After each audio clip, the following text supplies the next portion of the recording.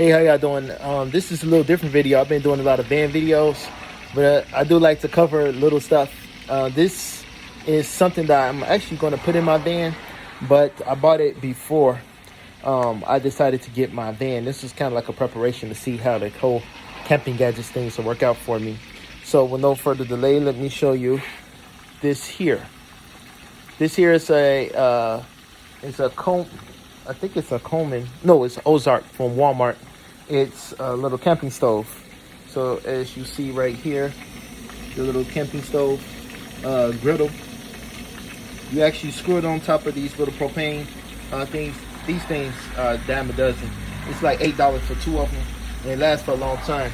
Right now, I'm cooking fried fish, some deep fried catfish fillets. So it's easy. My wife hates the smell of fish. She don't even like the scent, but she especially hates fish grease all over the kitchen. So I usually try to give her a little break and cook it outside. This came in handy.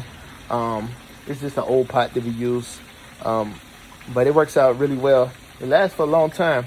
I was cooking burgers on it.